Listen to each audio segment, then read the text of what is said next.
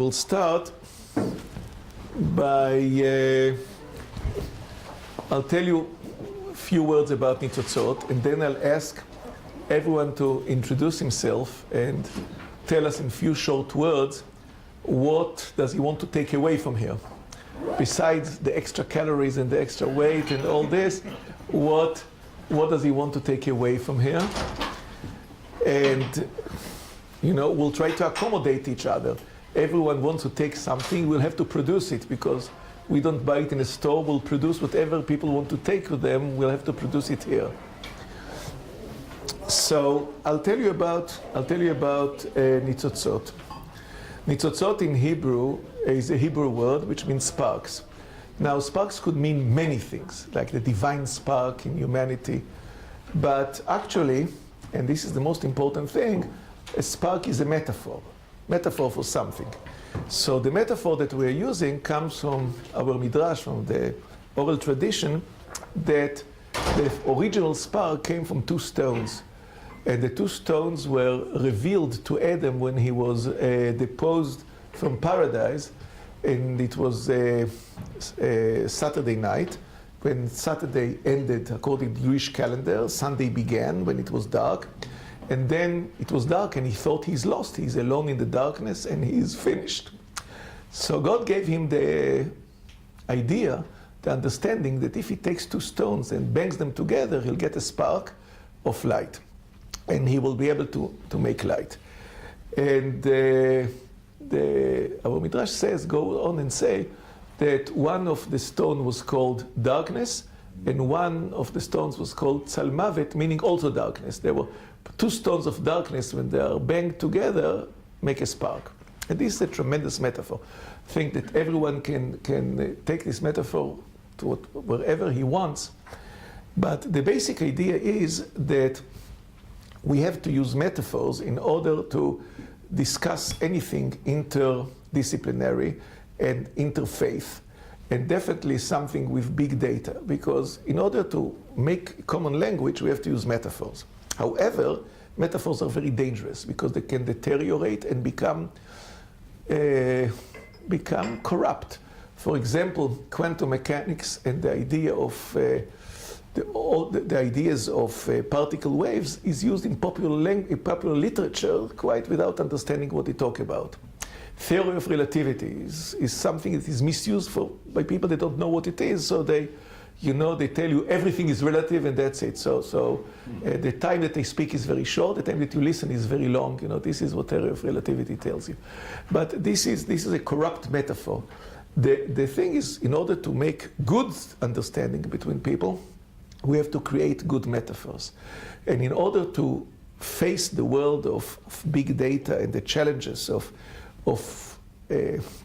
what Professor Pinsent, that is late, his flight is late, but promised to talk about understanding, how do we understand what we understand? And this is really the question here. This is the issue. And we'll try to create a way by which people of faith can understand God, can understand the world, can understand what God wants from us. And when I started the whole project, I had one fundamental idea. Maybe I'm wrong, but this is my own fundamental idea, that everything that God revealed to us is because He wanted us to explore them to the farthest extent that we can. We have to explore them very, very well, and to use all the tools that we have to explore them, and then use them for enlightening the world, for making the world a better world, and to understand God better. So now the question is whether with big data is the end of the era of understanding, or it's the beginning of the era of new understanding. And again, a thought that I had that does not obligate anyone, but it's private thought of mine, that if you take the history of the world, so faith and also religion used to lead the world until 200 years ago. The church decided what things will be. In Jewish communities, the rabbis decided how economics will work and the rules of how can you compete and how you can, and the antitrust and all these ideas. And this was the church in Europe. And for 200 years, what religion does, it only reacts. It says, you see something new? No, it's not nice. Or you see something, it's in our books, it says that it's okay. So this is what religion does, and this was really faith does. It stopped leading, and I think it's more reacting than leading.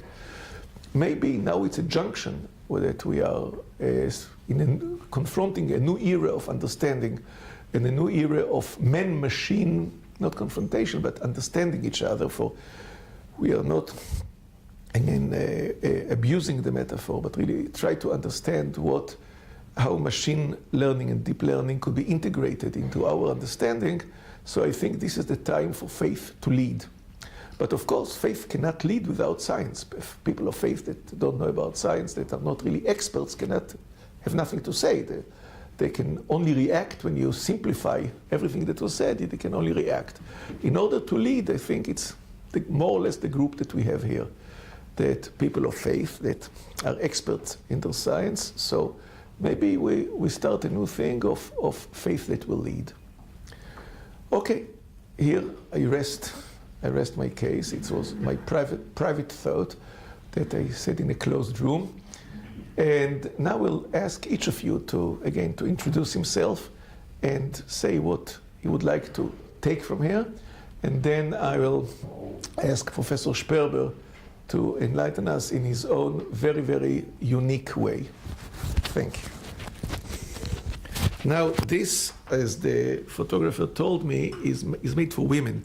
It goes from left to right, it hooks, but you can hook it on your tags. So please, every one of you should take this and speak into the microphone. My right, when I'm finished. I'm not sure if it's even, you're just recording. Okay. I'm sure everyone here could hear what I was about to say. I am Frank Tipler. I am a professor of mathematical physics at Tulane University in Louisiana, United States. My area of expertise is global general relativity, and I have branched out into particle physics and the interpretation of quantum mechanics. I think ultimately to understand relativity, you have to understand quantum mechanics, but I think I'm in complete agreement with you that it's time to integrate science and faith once again, and to start the ball rolling. I sent out to the entire group a essay I wrote for a festschrift of a friend of mine at the University of Tel Aviv, and I'm arguing in that Genesis chapter 1 is an excellent textbook of modern cosmology, and I'm starting with the statement that usually interpreted, except by Rashi, that it's a temporal sequence, and the first created thing was light. And I'm arguing that the traditional interpretation is that the universe started a finite time ago. Had Einstein followed his rabbi on that rather than Aristotle, who insisted the universe was infinitely old, he would have not made what he later described as the worst mistake of his life and introduced the cosmological constant for the purpose of making an eternal static universe, which didn't work. He would have discovered the expansion of the universe and a beginning to the universe a finite time ago had he accepted his equations, which was completely asserted by his rabbi, by the traditional Jewish understanding. And it's a really beautiful idea, and we'll hear about it. And what do you like to take from that? What I would like to take is I want expert rabbinical comment on this essay I gave. And here I've got absolutely first-rate rabbis who are intimately familiar not only with the Torah, but also with the commentary on the Torah, Genesis chapter 1 in particular, of the great Jewish sages. Now, Rolly over here has already started, but he's, of course, a trained physicist in addition to being a rabbi. So I would like some more comments from people. Rolly says he is nothing in comparison to you in terms of the knowledge of the Torah. So I would like your comments, too, and that's what I hope to take away from here. Thank you. I'm Rolly, by the way. after this. I'm not a rabbi. And these days I'm not even a trained physicist. I'm now an historian of science, but in this week and in this context, I'm a student and I do what Rav Shabtai tells me, which is to get everybody where they need to be on time. And I'm here to learn as much as I can from all of you and to see how we can make Rav Shabtai's vision concrete, get everybody talking together, constructing a joint language about things that we might not even thought that we want to talk about, but we will find fascinating during this week.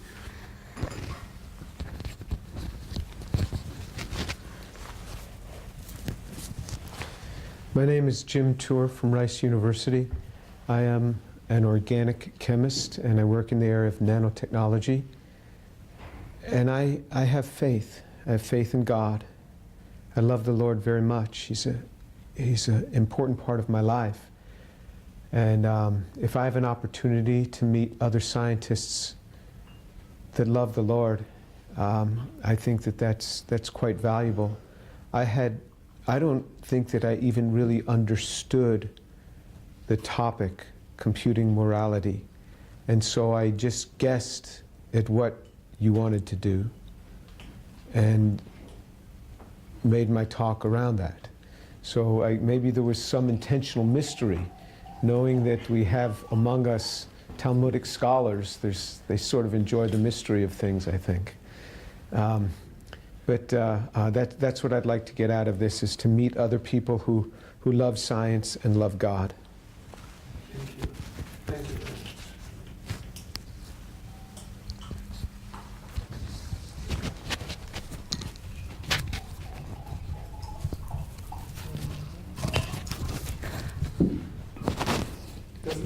No, I'm just going to hold this. I'm Pamela Gay. I am the Director of Technology and Citizen Science for the Astronomical Society of the Pacific.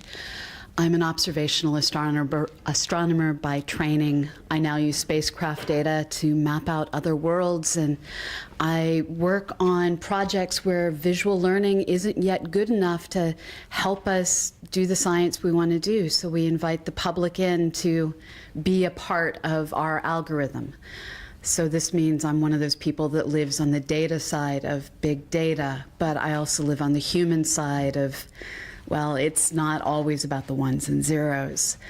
I'm hoping to get out of this a discussion where we look at how big data challenges people's faith, because we're now at the point where it's entirely possible that we're going to see the signatures of life on another world in the next 10 years.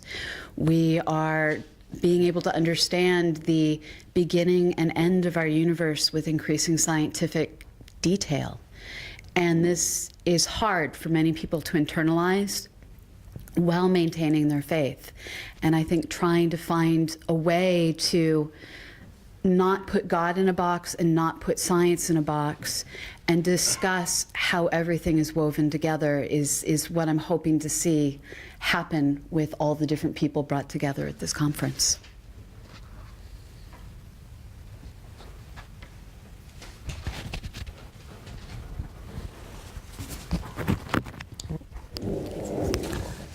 Sure is.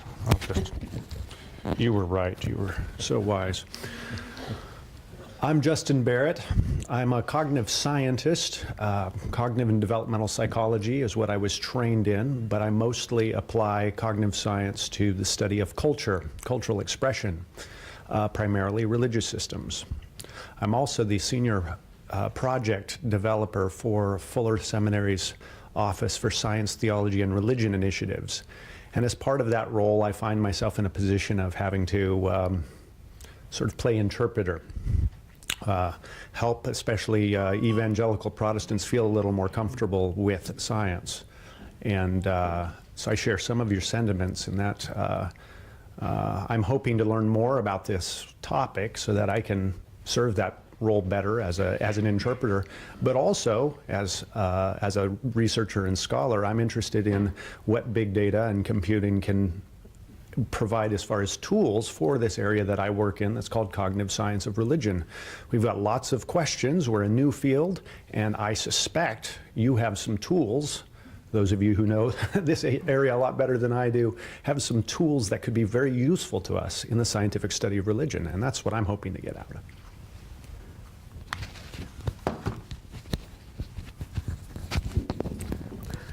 So I'm Colin Humphreys. I'm a material scientist and a physicist.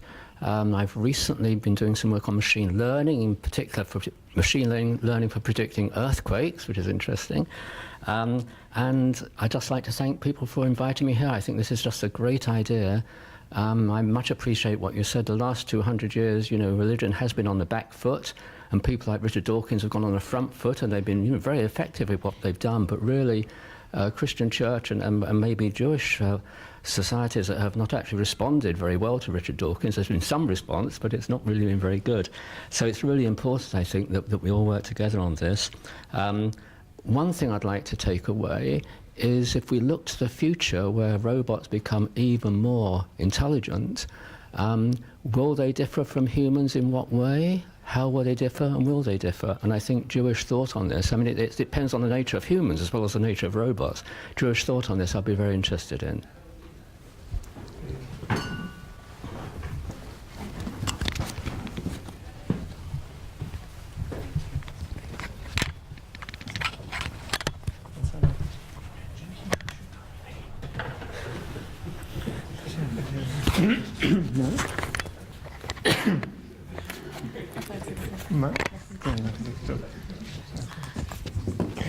So, hello everybody, my name is Avram S. I'm the General Manager of the Institute for the Advanced Torah Study. I'd like to take this opportunity and welcome you all here. Those who haven't got you yet, we'll welcome them later. And wish you all a successful conference, obviously, and enjoy your stay in Israel. Shalom, welcome. Hi everybody. I haven't been in contact with you at all, so it's very nice to meet you. I guess my title is Assistant Academic Coordinator, Yitzhak program, which is a program that Reb Shabtai runs and which is sponsoring, part of the sponsoring programs of this conference. So basically that means that Rolly does what Reb Shabtai says and I do what Rolly says. That's basically my job. And I'll just say a very, very general statement because I study medical ethics. I don't really know much about, I don't know a whole lot about big data in this field. I learned a lot over the past few months. But I think one of the points of these types of conferences, a lot of people think that from the outside that you see scientists who are also people of faith coming together to discuss how science doesn't contradict religion. And the conversation, I think, really needs to be changed into showing that religion and science need each other in very fundamental ways and illuminate each other in ways that strengthen both of them. And I think that that's part of our goal in general of this type of conference while focusing on the issue of big data itself. So thank you.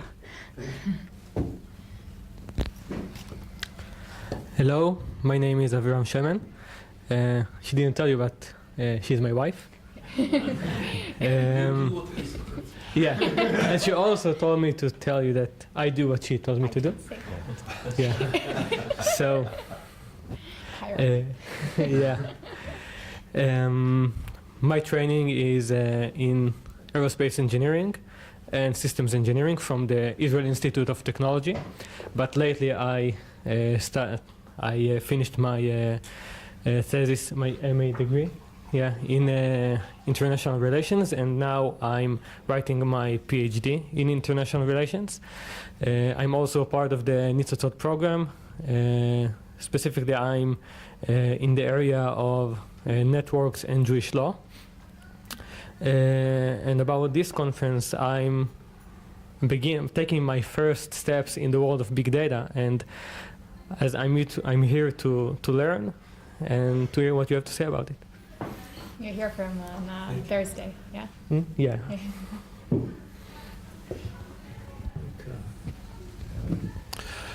I'm Karg Iverson from Rice University. I am... excuse me. Trained at Rice University. Excuse me. Just remembering our conversation. Yeah. You haven't seen me around? No, I'm at Stonehill College after a pleasant tenure in Houston, getting a PhD at Rice, working with some of the same people that Jim works with. I'm very interested in just the very broad field of science and religion. I've edited some publications in this area, and I'm interested in kind of all layers of the conversation. But I'm particularly interested in the way that anti-science has taken root in the United States, and I have become concerned that anti-science in evangelical Christianity is so strong now that I'm actually no longer optimistic that it will be possible to do, what Justin and I have both spent a lot of time doing, and that's to try to kind of bring people rooted still authentically in their evangelical faith into conversation with science. So that's my kind of big interest at the moment. The big data question that I might have that I wish that we could learn more about is a more granular understanding of why people are rejecting science. There's a famous survey that Gallup does every other year, which reveals that some 40% of Americans reject evolution, for example. But we don't know exactly why. We don't know exactly how evolution is being defined. Richard Dawkins was mentioned. I mean, he's such a kind of popular cultural boogeyman that a lot of people think that to accept evolution is kind of to be on Richard Dawkins' side, and they're not on his side, so they feel like they have to reject evolution. So I would love to see layers and layers of data on the nuances of exactly what people think they're doing when they say I reject evolution or the Big Bang. Could I make a comment to this? Could we Just 1 second, we'll first finish the round. Sounds good. Sounds good. Professor Cleaver, please. Yes. We asked the people to introduce themselves shortly and to tell us what they would like to take away from it. So you didn't have the opportunity to listen to the others, so you have a unique contribution to it. Okay. I'm Jerry Cleaver at Baylor University in Waco, Texas. I'm very interested in a range of aspects of science and theology. Science and big data right now, the particular area I'm interested in. I've been a string theorist, so I do have particular interests in how string theory is being viewed within the science community. It's created a new issue of what is the scientific process, or I should say, let's say plural, what are the scientific processes? And it's been a controversial issue of Popper type verification versus new cosmology and string theory that has implications, but many of which are non-testable. And it's also in the big data issue regarding that, the big data of the universe, or universes now. That in general, then also, as Carl was mentioning and all, I'm interested in similar issues of how churches are responding to science. And I have a great concern that there is a major influence, unfortunately, by strong voices in the fundamentalist and evangelical churches that are opposed to science. I think they're more fearful of it. And so I think that is an issue that I've been teaching a course at Baylor on science and theology. Thank you. Now Professor Paige, and then I know there was an ongoing argument in the Zoom meeting between you and Karl. So, it'll be very interesting. Well, we've done it. Yes, done. Okay. So we'll give you a few minutes to comment on both. Okay. Okay. So, I'm Don Paige. I'm a professor of physics at the University of Alberta. I work on gravitational theory, black holes, black hole information, and also some sort of conceptual issues with quantum cosmology. So, very, very much theoretical, I guess, fundamental science. I grew up in, I guess you'd say I'm sort of from the more evangelical branch of Christian tradition. I grew up in, my parents were Baptist, but I've gone to a number of different, usually Protestant churches. But so, I don't know, I'm very much interested in having this dialogue, particularly more than I've had the chance before with Jewish scholars and seeing how views on things relate to Christian views. I mean, of course, the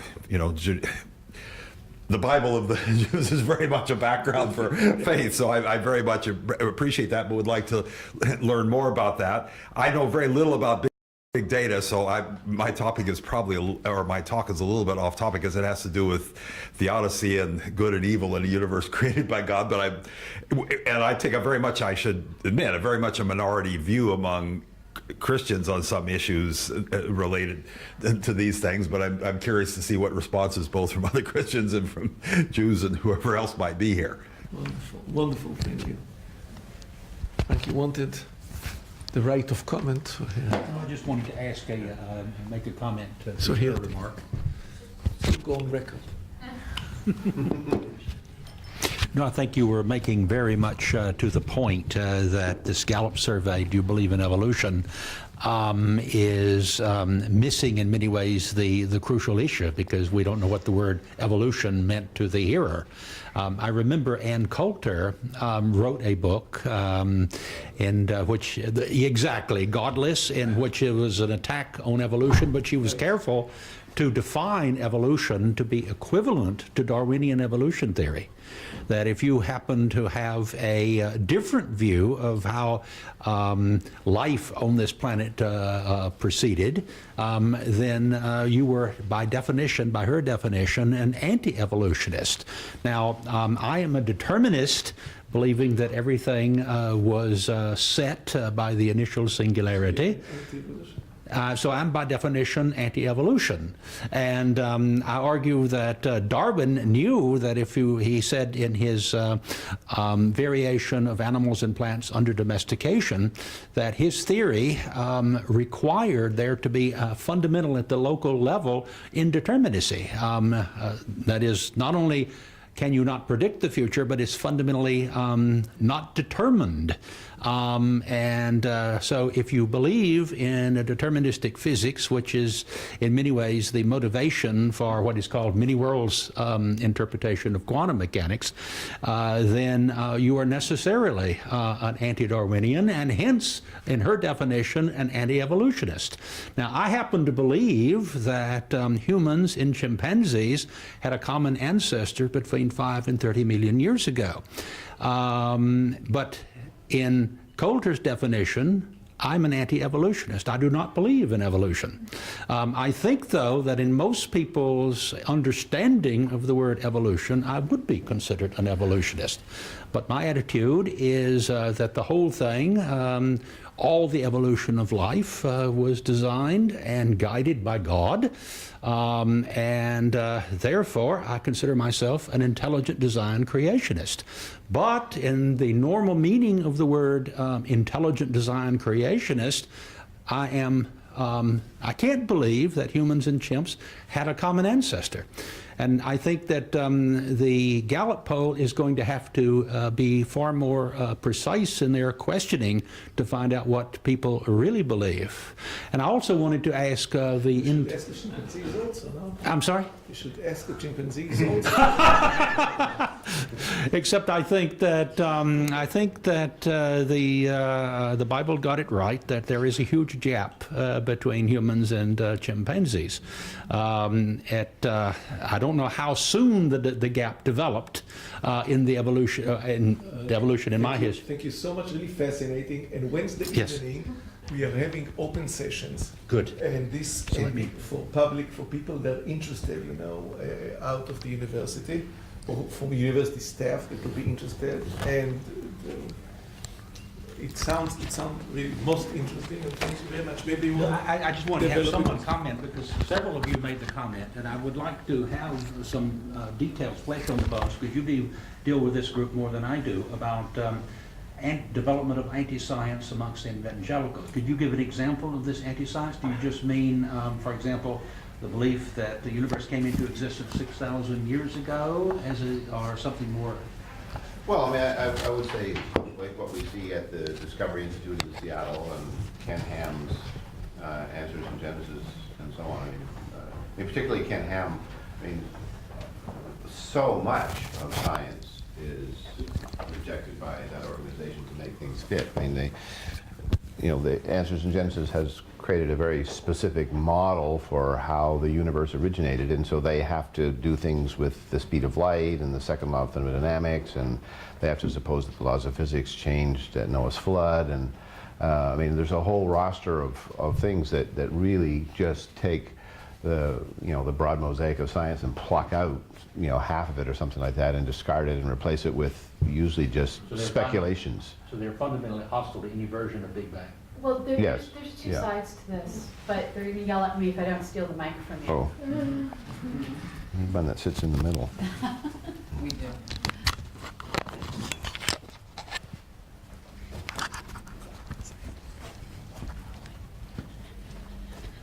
Thank you so much.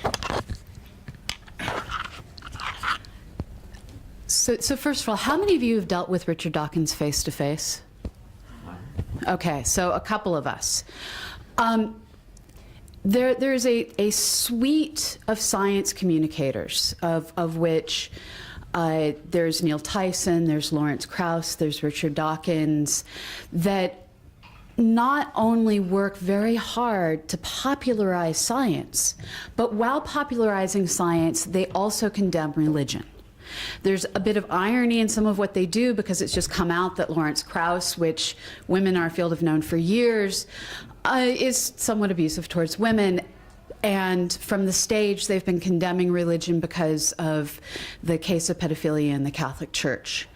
But they come down from on high as being the righteous ones in the name of atheism. And it's a very evangelical movement in a lot of ways. They've stolen our playbook from the evangelical Christians. And so you have that happening on one side, and then you have on the other side people of faith who are like, I don't want to go near that.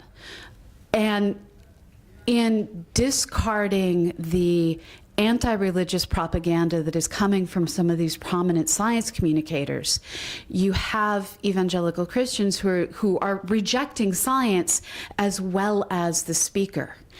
And this goes all the way down to the classroom, where you have classroom professors who mock religion while teaching introductory physics.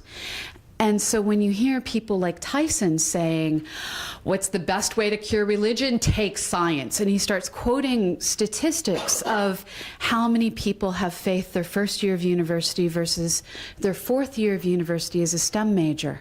He's not correcting for how many people leave the field because they're tired of this kind of abuse, essentially. So we have, on one side, prominent science speakers condemning faith, and on the other side, we have the Ken Hams condemning science. And we, as people who do science and faith, sit in the middle dodging bullets and trying to go, wait, listen. These extreme voices aren't the only voices. And it's an awkward place for us to exist, but we have to be aware of both sides. And unfortunately, I don't know if any of you know the background on, it's not just a Gallup poll, that's the one that gets quoted most, but the better one is John Miller's research that's done every 4 years for the National Science Foundation and now is co-sponsored by NASA. This is a study coming out of the University of Chicago of science literacy in the United States. They only reach out to about 1,600 people. So when you see these statistics saying only 40% of the Americans believe in evolution, first of all, they don't define the word, because that's part of the idea of science literacy is, do people support the idea of evolution without knowing what we're not going to bother with knowing if they know what it means. We're not going to get into that epistemological argument. We're just going to ask. But the 1,600 people, there's a lot of survey bias in it. It's whoever answers the phone, which means you're mostly dealing with people who are at home. It's who is willing to answer a question, which is mostly senior citizens. So once you factor all of this bias in, I don't think the results are as scary as you think they are, unless, like me, your funding relies on the statistics getting better. Thank you. Thank you so much, and I would like to make a comment that I told Colin before that I can bring something from Jewish tradition that the old Jewish timeline was only with the face forwards and never backwards. So that's why we are free to build a new bridge, a new foundation that disregards, I know, the hatred and the problems and the emotional and the political. If you are a Republican, you're against science. If you're a Democrat, you're pro-science in America, more or less. I think this is more or less what the Gallup poll shows. They ask him, what do you vote? You know, when you believe in science, you don't believe in science.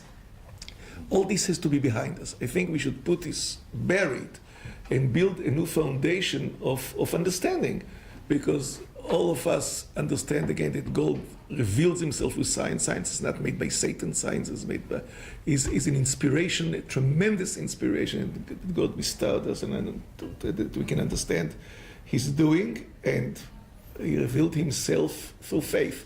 So I think here we are on the same ground, and we can ignore all the problems. You really, the problems that you are talking about are all over the media, the polls, the politics, but I hope that here will start something new.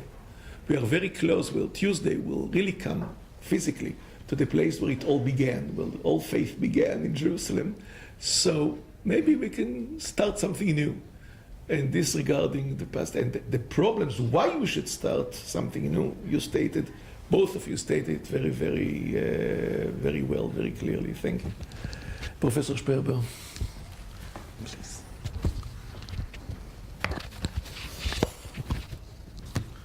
Well, firstly, I'd like to welcome you all here. We're all very delighted that you've come from all over the world to join us in this discussion. I'm the odd man out. I know nothing about science. I'm a complete ignoramus in all the various areas that you have mentioned as being your particular areas of expertise. But for the last several decades, I've been involved in interreligious dialogue and representing the Foreign Office and the Israeli Rabbinate at many international fora. And what I'd like to stress, and I think this is something that should be very basic to all discussions between people of different backgrounds and different views, is that interfaith discussions, the way I see it and the way they are nowadays for the main part, are not what used to be the case,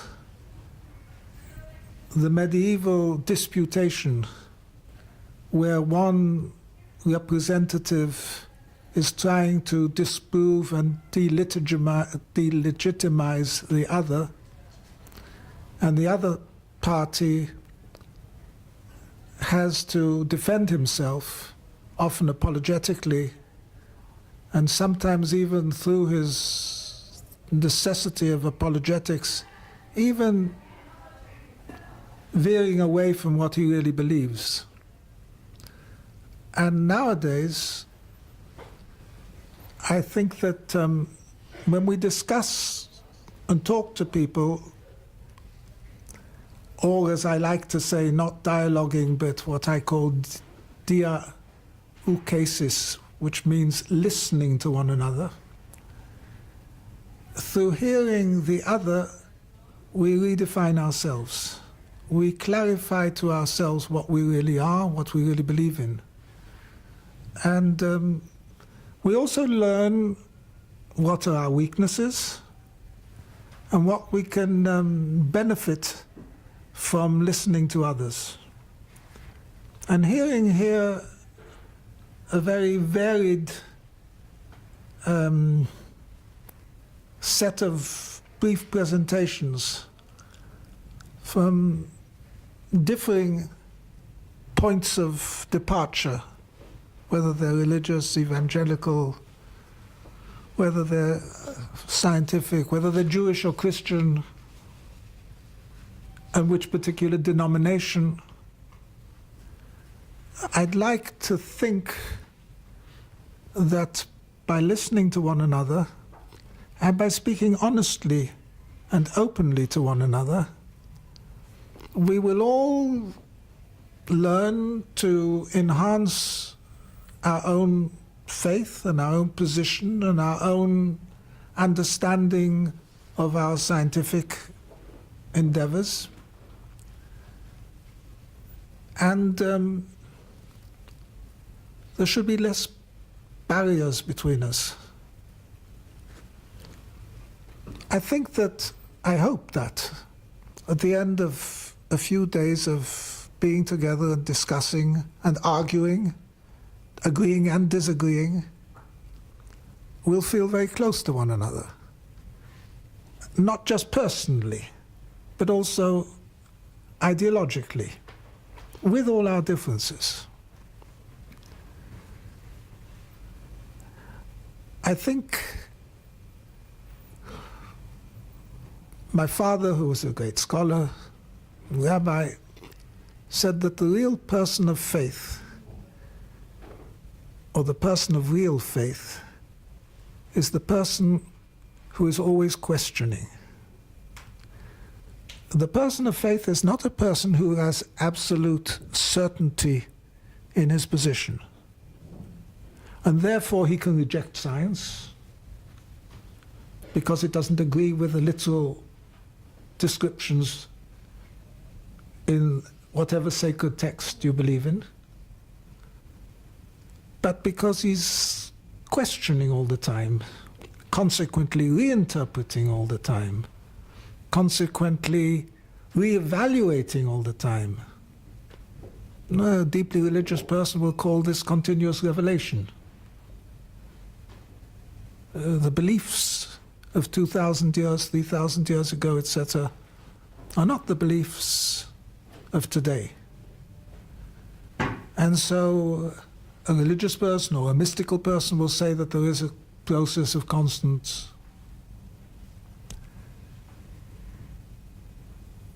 re-revelation.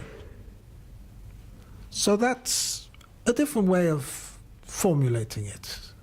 I prefer to say we're constantly questioning. We're never really certain of anything. Whether you're a scientist and you believe in Heisenberg's uncertainty theory, or the sort of things that I really don't understand anything about, or if you're in another area which I do understand something about, and that's in Eastern religions, if you're a Jain and you believe in Anetta Kavanta, which is that everything a person sees, one always sees just from a specific viewpoint, and that viewpoint has its own limitations, or as a very prominent Christian theologian who discovered his Indian roots, Panika, gave a very famous parable of two people looking at the same scenery through two different adjacent windows.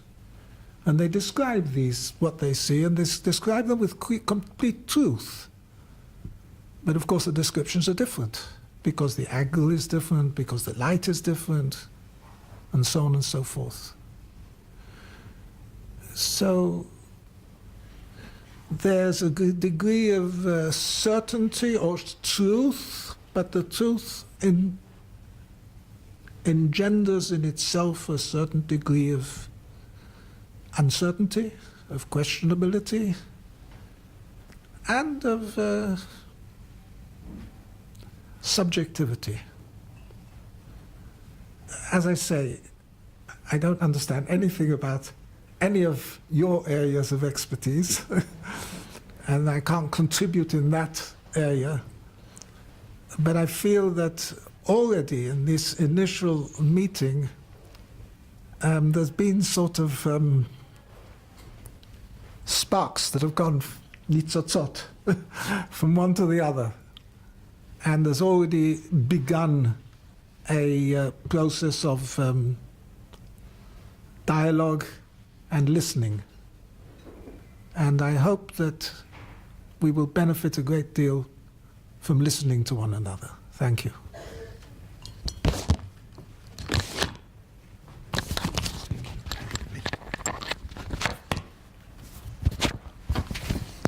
Thank you very much. It really promises to be uniquely interesting.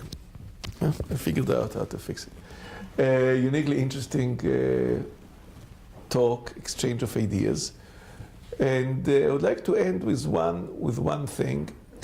I think that all of us, do two things in our lives. We research and we teach. Meaning we find out truth, we try to understand, but we don't try to keep the understanding to ourselves. We try to share it with others to the best of our ability. And I think that whether we tell it or not, we try to share the truth with our personality imbued in what we share. I really don't believe in objective teaching. I don't think it exists, even not in books. You always put yourself, when you teach people, you put yourself in the teaching.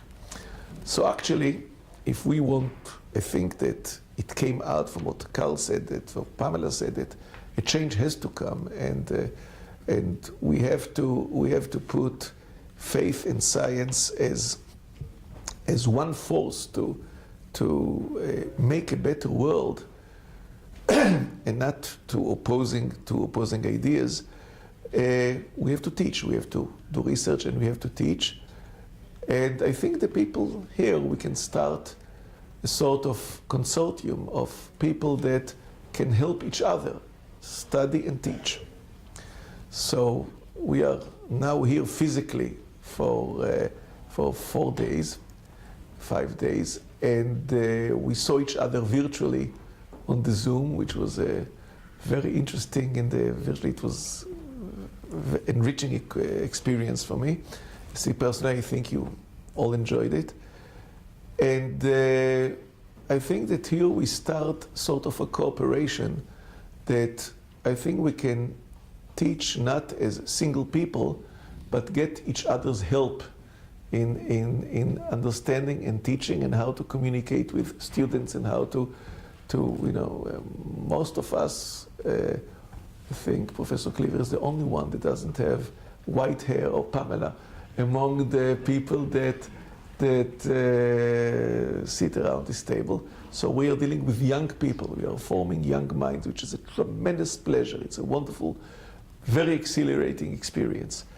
And I think that after we get out of here, we should create a way to join together and try to teach people together. If we need one another's help, if we need an argument, if we need not only one teacher for a group of students, that as if the whole truth is with him, but we want to see to bring some arguments, some opposing opinions, so you can have a three-dimensional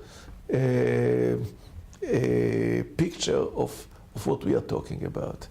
If this will be the case, if our group will become a teaching group, sort of a teaching group, we'll discuss the practical plan, how we'll do it, and I'd like to hear it from you if you like it, and your input. So this will be, then the time was well spent, and even the calories were well spent, well consumed and well spent.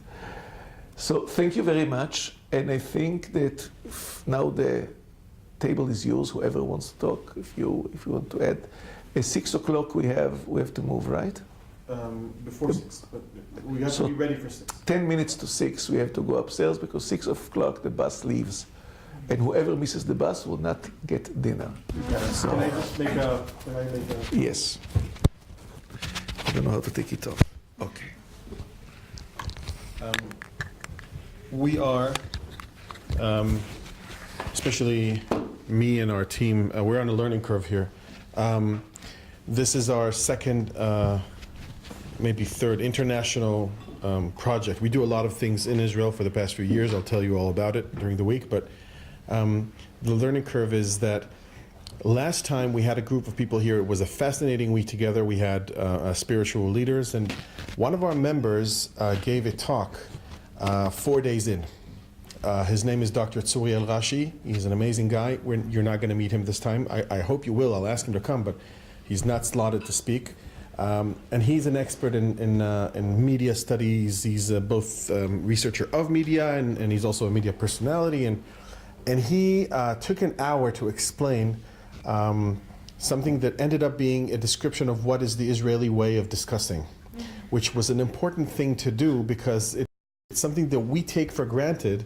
And a lot of what Rav Shabtai said and a lot of what Professor Sperber said take for granted an ambiance, a culture of discussing that we take for granted both for as Jews and as Israelis. People interrupt, and they're supposed to. People disagree, and they're supposed to, and disagreement is actually where we want to get. We want to get to the point. It's a way of showing respect. When you actually throw a chair at someone, that means something is done right. And when Rav Shabtai says that afterwards you will call on her to collaborate with something in class, you'll start the conversation by saying, well, Pamela, remember you said that thing that really annoyed me? Yeah. Let's bring it in. That's the thing that we're going for. And it usually takes a while to perceive this about the Israeli culture as not being abrasive in order to get the point, but as a friendly thing. So I wanted to put it out there at the beginning of the week instead of getting there on day 4. And so disagree as much as you can. Don't try to be nice to each other about points made. Bring things to where the conversation should get. And also, if you have any hesitation about logistics, about content, about anything, don't hesitate to talk to it about it with me or with Alyssa and also with Aviram, and anybody that you contact is going to help you out. It's like, don't be afraid. And anyway, I'm staying in the hotel tonight. Anyone that in the middle of the night feels due of jet, like he wants to talk, he cannot sleep anymore. You're going to regret making that offer. No. He has to be told the nighttime story. Don't hesitate. Don't hesitate to call me. He's not kidding. He's going to be up. And he has a lot of stories. A lot of stories. Okay. Thank you. So our next stage is the bus. The bus is at the lobby. The lobby. 5 to 6, I think. Let me ask Hila. Okay, so please, you're welcome to enjoy the rest of the cookies. I wanted to ask Pamela and Colin back there, have you ever talked to Dawkins' equivalent at Cambridge, John Barrett? You know, Dawkins was hired as Oxford's popularizer, professor of science popularization. John Barrow is the Cambridge equivalent. I don't know if you look up his picture because I'm recognizing the name and I don't know. He and I collaborated on a book called The Anthropic Cosmological Principle, and he is very reticent about, in absolute contrast to Richard Dawkins, talking about his religious opinions. He's a Plymouth Brethren. He's very much a Christian, and so is he and Lord Martin Rees, you know, the former president of the Royal Society, were both students of Dennis Sharma, and who later moved to Cambridge, and they're both Christians. But unless you know them personally, you'd never know that. Rees is not. Rees is an agnostic, I think. It's sympathetic. Yeah. Well, he has always described, I was with them at a conference in Windsor Castle, and we three were only members of the conference that actually went to the Anglican service. And Martin is always there. He always says this is a religion of my tribe. But there's a difference between acknowledging the religion of your family and saying, I myself believe in the Lord my God, my Savior, and go through that creed. When he received one of the Templar Society Awards a number of years ago, there was... This is John Barrow now. No, it was Martin Rees. Martin Rees. Both of them got the, okay. Yeah, sorry. so Martin Rees, there was a lot of quibbling about him getting it because he is agnostic, and while he says the religion of my people, he himself is a watcher, not a completely both feet in believer. He said this. That's not the impression I got from talking to him, but if he said that to me recently, then I have to accept it. But that was not the impression I got from him, certainly. But I mean, did he say, what did he, I mean, he maybe went, he went to a church service with you, but what did he say? He said that this is the religion of my tribe, but he said it in such a tone that I thought that I interpreted his tone in you know, English, any human language has a tone, and when you say something, so I interpreted it that to mean that he really believed this, but he was extremely reticent in actually coming forward and saying it. I think that, John Barrow I've known much better, and I'm fairly sure that he's a Christian. Yeah, I've had John Barrow that directly, and he said he is. So, as I say, but he certainly he will not. hides it. He's very careful in his public statements not to make it clear. Yes, that's what bothers me. I mean, it should be more aggressive, right? No. So, being out as a Christian, as a public communicator of science, is death. I say this from personal experience. Meaning? So to give a very, very specific example, a number of years ago, I blogged about how we need to be careful as instructors not to lead our students down the wrong path with a test exam question. And the example I used was Frank Bash at the University of Texas at one point in giving an exam on cosmology prior to the discovery of dark energy, asked the question, how do you believe the universe will end? And he was expecting students to debate the idea of an open or a closed universe where we will either expand forever, eventually there'll be a big crunch, or if it's all balanced, it just stops. That's what he was expecting to be the three answers. Two of the students who were in the observational class I was teaching at the same time and in his class came to me because they'd seen me wearing Who a is he? I'm cross. sorry, I missed it. Who is he? Frank Bash was the director of McDonald Observatory. Okay. They had both discussed revelations in their answer and received 0 points. And this was a major part of their exam. You mean in the book of Revelation? Yes. And second coming of Christ, and they expected universe to end in Christian Armageddon, basically. Not the answer he was expecting, gave it 0 points. And so in my essay, I was like, we need to be careful of the words that we use. Anyways, it was not meant to be a big discussion on faith. It was meant to be a don't write crappy exams essay. It got picked up by Ferengula, which was another blog by a P.Z. Myers. Okay. And this got me on the Sunday Atheists hate mail list, where for about 6 months at decreasing rates, I received initially hundreds and hundreds of emails, and it eventually tapered off to now I get one every few months, of people condemning me as a scientist for having faith in God. They would say that had I never believed, I would have a better publication record. Just all these sorts of things, and you can't tell what the email is going to be from the subject line. Can you judge what was their education? They were educated. A bunch of them were other PhD scientists. They had names? Yeah, they were all signed. Really? They were signed? Yes, it was all emails. And so when you come out, you get attacked. I've been attacked directly to my face by Richard Dawkins. I've had to deal with Lawrence Krauss being an asshole while we were both trying to do interviews in a media room because he doesn't like me because I like God. It is... I've debated Krauss. I understand. Yeah. If you like yourself, you don't come out as Christian unless you're willing to do that, which is a form of not liking yourself. Well, Jesus said if you don't hate yourself, you're your family, and you're not worthy of him. So, so you're on the right course. So I am out as apparently not liking myself, and the amount of grief I've taken in my career, I totally understand the choice he made.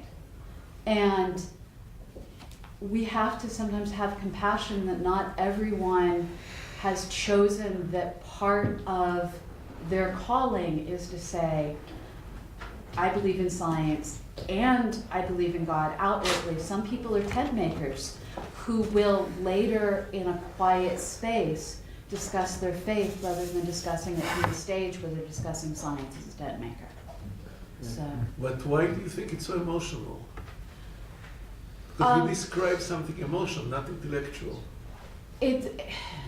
Because there are many people who have been so greatly harmed by the church little c that they wish to lash out at anyone that they can associate with that pain they were caused. It could be much deeper than that, though. It can be much deeper than that, but the people who I've taken the time to talk with, it has always come down to. Could you give an example of that you have the interaction Yeah, with? my graduate school office mate at the University of Texas. I had a really eye-opening experience dealing with him. I had a cross that had been my great-grandmother's that had the birthstones of all of the grandkids in the family on it, that after she passed, I wore it constantly for years and years and years. I wore it while I was in the Soviet Union, and I thought that that was worst case for being an outward Christian. No, astronomy is. My office mate one day looked at me and he said, "Why do you wear that symbol of hate?" And I was taken aback. Now, what is this now? I'm sorry. My cross, my grandmother's cross Okay, that I was all right, wearing. cross, okay. He identified it as a symbol of hate. And I was completely taken aback. What do you mean? And he was Australian, so this is something that spans multiple continents. It's not just a United States problem. And he talked about the people who he'd seen that were cast out of their families because their families were Christian and couldn't forgive them their homosexuality. He talked about how he'd seen people basically condemning people as sinners instead of trying to help them because they were out of wed pregnancies. And he kept going over all of the times in his life he'd seen people abandoned and essentially thrown out as garbage because they didn't live up to a Christian ideal. And so to him, the people who he'd seen show the most hate were Christians doing it in the name of judging others. So why is it directed against people of science? It should be directed against all evangelicals or all Catholics. Why did they focus on you? So, well, you were in the same room. I think it was. Yeah, It was if Franklin proximity. Graham had been in the same room, he would have Right. assaulted him even more. It was So proximity. he thought that you will not be like that. Something that. Yeah, I mean, he's putting you in a tribe. He's just saying you're in that tribe, and I Yes, but war with that what tribe. about And- the rest of the hate mails? I, as far as I've been able to tell so far, am uniquely positioned as being open about being a Christian and being a public communicator of science, which means that I'm often sharing the stage with Tyson and Krauss and Dawkins and Nye. And when you have their followers, which is really what they are, hearing constantly this message of science is atheism, then to see someone who's science and compassion and let's just be humans and you can have your faith and I have mine, let's talk. I suddenly become the person who represents all the things of hate that they It sounds like experience. the anti-megachurch. You know, It it's is. an atheist megachurch. Well, it really is the new atheism movement, which is very much, you'll often hear them referring to Stephen Hawking's Brief History of Time as their Bible. And there's, I can't remember the name of the woman, there's been a number of different stories and histories of individuals who've lost their faith and turned to science, and they just feel like condemning. And it's just hard to deal with. So I honestly understand completely when someone chooses to not be out about their religion. It's just like how many athletes don't come out about their homosexuality because they don't want to deal with all of the public scrutiny that comes with it. How many people don't come out for all the different things that people get judged for. Except Christians under the command to go forth and preach the gospel. And Jesus said, if anyone is ashamed of me and my word in this sinful and perverse generation, I will be ashamed of him when I come in the glory of my Father and his holy angels. And there's a difference in being ashamed and being too tired to deal with the judgment of others. Right. I think also, I think what we really see also is the two extremes are in agreement.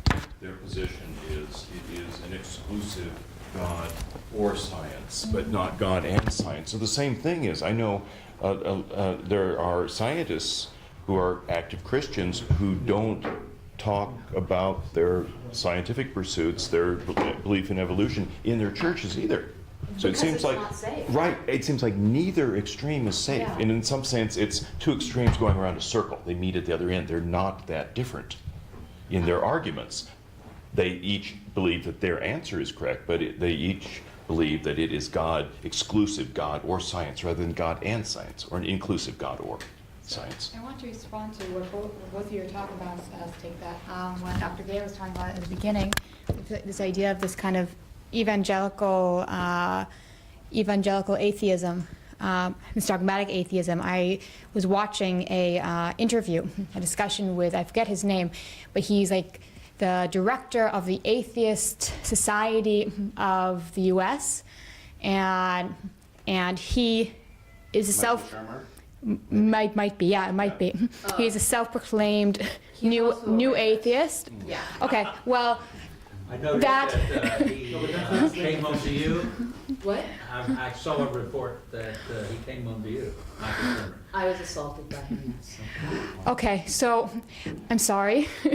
Sorry to bring that up. But he described himself as a new atheist. He described part of what the new atheism is something that is so close to what people see as the negative part, maybe of evangelical thinking or being extremely dogmatic, which he was saying that people who are who grow up in a religious household with religious beliefs are being abused, they're being lied to, and that it is their responsibility to help these people who don't know that they're being abused, who don't know that, they're being repressed. We've heard these discussions of when with the hijab, and then liberals come and say, I have to, help you because you don't know this, but you're repressed.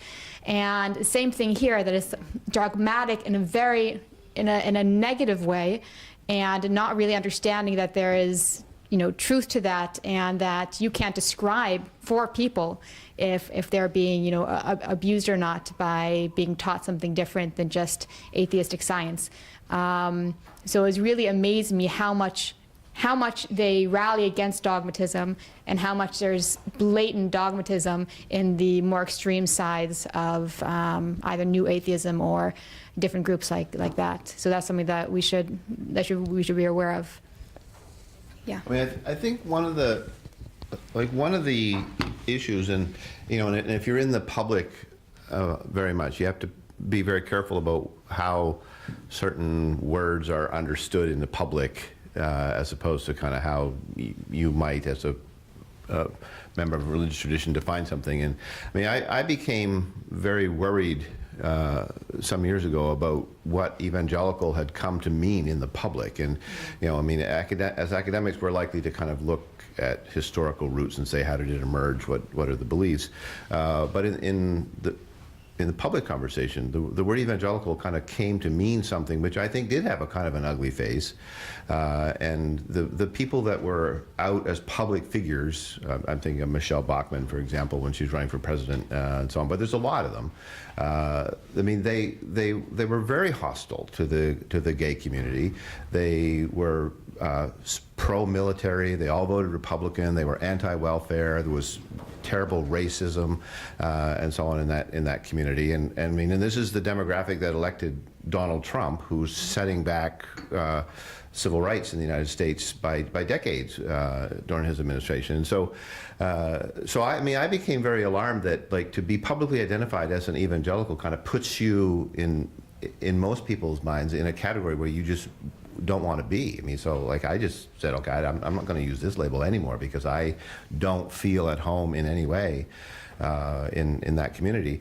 And I started to sort of test my hypothesis about the public faith. I started doing this an informal interview with some of my friends, and I would, most of them who were evangelicals or former evangelicals, and I asked them the following question. I said, if you had to move to a new town to accept a new job, and you had two choices of exactly which town you were going to live in, and the only thing that differed, the only thing that you could tell that was any different was one was 95% evangelicals and one was 95% atheists.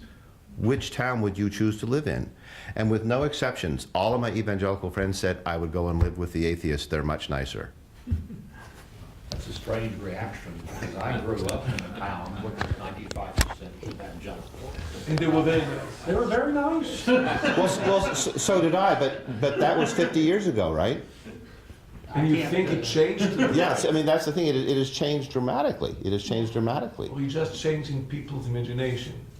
Mark Noll was on campus at Baylor last fall, and we were having some discussion with him about how much did he think things changed. He was the author of Scandal of the Evangelical Mind. It's been about 23 years since it came out, and we really tended to agree there's not much that's changed, at least nothing for the better, really. And that's part of the issue is if you have a small, close-knit evangelical community, it is still very much living with the 1950s values. Whereas we now live in a society where we do accept people who are homosexual within our society. We do accept that there are women who choose to raise children completely out of wedlock. And there's a difference between me saying, my religion says this is wrong, but it also says I shouldn't judge, let's be friends, and a community that says, my religion says this is wrong, and therefore I'm going to hate you and condemn you. And in those communities that are still living by the 1950s popular values, where there is still hate, I wouldn't want to live there. Whereas if you go into an atheist community, quite often you see that ideal of, I'm not going to judge you, unless of course you're an evangelical, in which case I'll hate you. Or any sort of believer in God. Yeah, and society as a whole has moved on, and that whole thou shalt not judge, we are all sinners, has been so lost to so many people. You know, I'm out of this world, I live here, but I read an excellent book that was recommended to us in the previous conference by Greek Orthodox Metropolitan Nikita Lulias, and he recommended a book called Bad Religion. It's an amazing, very disturbing book, very, very excellent book, a disturbing book. I think it's all wrong. You should look it up. It's available freely on the internet, and you should really see it. And you know, I read about all what you said, and he's a Catholic. He's a real religious Catholic, and bad religion, he means all the erratic, all the new branches of Christianity that are prosperity churches and all these. That's not all the bad religion.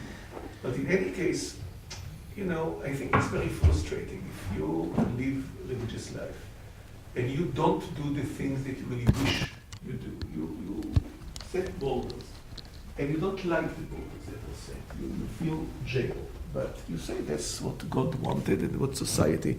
I want to be an up-and-coming member of society, so I have to observe the rules. I have to stay with my family and not breach the family relationship and so on. And all of a sudden, around you, people are doing what they want. So you must hate them, because otherwise, why things that were denied to you are permissible to them? So this is a real, I think, obvious, I'm not a psychologist, but I think this is an obvious stepstone to hatred. I hate you because you do the things that I wished I would do myself. But I don't allow myself to do them, so why can you do them?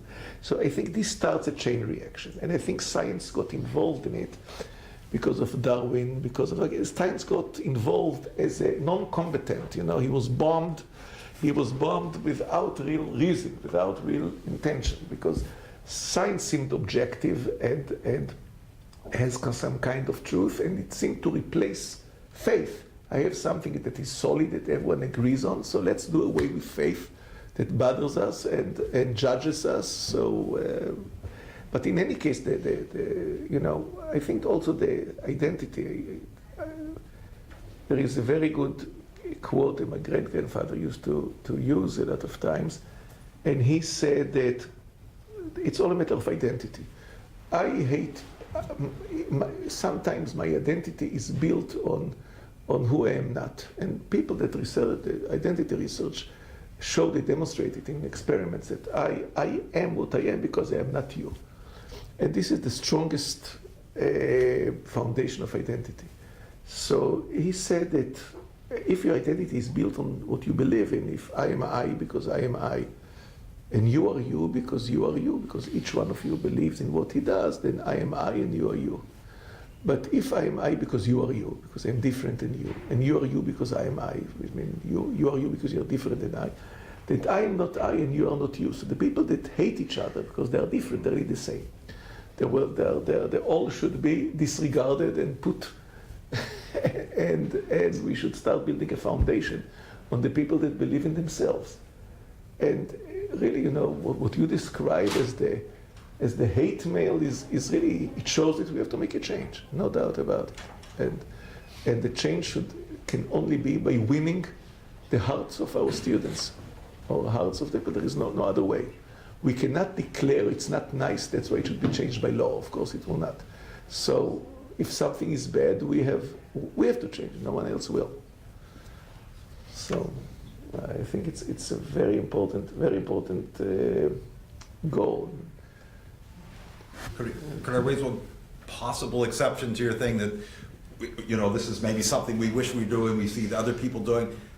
I don't really know much about this, but I'm curious as to whether some of the homophobia or Christians condemning homosexuality, I'm wondering, in many cases, is it because this might be something that maybe the Christian doesn't feel any temptation for? It's very safe to condemn homosexuality because I don't have this temptation, and other people, if they haven't, they're weak. I mean, in other words, people might. I'm just wondering what fraction of people condemn it, not because they wish they could do it and they know they can't, but because they think they're safe in condemning this because they'll never. Exactly.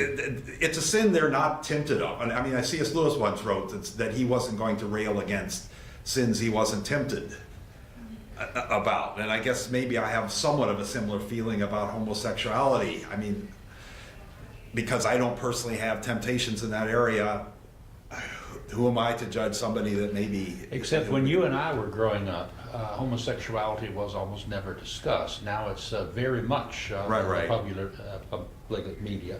And the traditional Christian view has to be condemn the sin of homosexuality, but love the sinner. Right. That you try to persuade the sinner to give up this particular sin.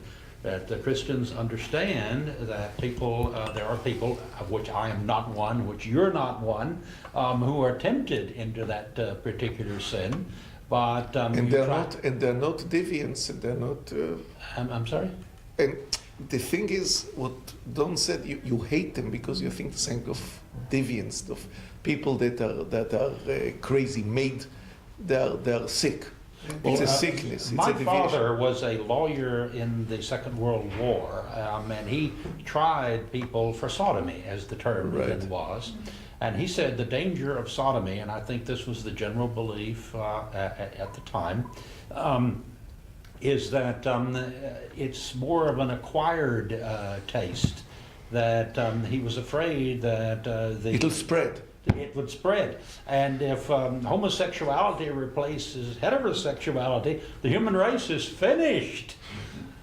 This is the argument. Self-preservance. It's evolutionary, evolutionary psychology. But what is the tradition? I understood that the traditional Jewish opinion of homosexuality was... It's a sin. It's a sin. It's yes. a sin, but the idea that it's necessarily a deviation... But what is your reaction? You can commit heterosexual sins also. You can, right? Of course. And you condemn those too, fornication. Right. So in the bad religion, he says that hatred against homosexuality came at a time when the church had to agree with the pill. They could not object to premarital relationship, so they had to find an object, a scapegoat, to point the finger at. So this is not us, premarital. You cannot fight, but there is something we can unite and fight. We can point our finger at the homosexuals. It's my understanding, however, in the traditional Christian church that they condemned both premarital sex, heterosexual. Sex outside of marriage is a sin. Right. And homosexuality in any circumstance is a sin. You could not, in traditional Christian and Jewish church, marry if you were two males or two females. Right. So there was universal condemnation of homosexuality. Now, once again, it's the sin, and what you try to do is persuade the person who is committing the sin not to persuade. Mm-hmm. Now, there is an extent in the traditional Catholic view that you are allowed to condemn the sinner also if the sin becomes the dominant feature of that person's life. Then you have identified your entire personality with the sin. In that case, you can condemn the sinner too. So we're all condemned scientists. I'm sorry? We're all condemned scientists. As it became part of the way we see the world. I'm not so understanding. It was a poor attempt as a joke because we had to Okay, we have talked forever. This is fun for me, anyway. Anyway, we have to get up to the bus now. Too late to organize it. We can try to measure the size of the Earth because we have people at the top floor and at the bottom seeing exactly what it's saying. So it's a little late to. John, I think there's another dimension to this, though, is that a surprising number of very prominent anti-gay evangelical leaders, Christian leaders, have turned out to be gay themselves. And there's a book called Republican Gomorrah that's not all about homosexuality, but it kind of talks about how common that is. In the Catholic Church, it was known. It was an ongoing. Yes, an issue there. And so did they? I mean, because they saw it in themselves or something. I'm trying. I think I've heard this bit of this too. Yeah, it's sort of psychologically unbalanced nature that you engage in it. Your tradition tells you this is a horrible sin, and you react to that by being a mouthpiece for just how horrible this is, because of the self-loathing. But complementary to that, and I'm certain that I have known people like this. I think one of the former presidents of the Evangelical College would be in this category. Are people who are homosexual, believe that it's wrong, make the sacrifice to live as a heterosexual. He chose to get married and have kids to be to the outward world an ordinary heterosexual. But people are doing well, and parts of some of the things that he said became convinced that he is homosexual. And when he became president of the institution, he made being gay this gigantic issue.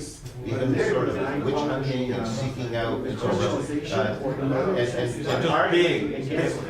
I mean, he made even if you had the tendency. I mean, I might say at least, if you said, on the one hand and anti-science on the other. okay, if somebody has his tendencies, but he's refraining from it, I don't know, I guess I would admire the. Yeah, so he was fine with that, but he wanted to make sure that everybody not only was not a practicing homosexual, but that everybody would condemn homosexuality, and that if there ever was an issue that arose, a popular faculty member committed fraud, or two male students got married or something like that, if he thought that you wouldn't be on the right side of something like that, then he wanted you to go to another institution. It's interesting for us there. And so he talked about this issue as a line in the sand, that we can't just kind of give up. You can't give up on sports. You can't give up on every single thing having to do with sexual ethics.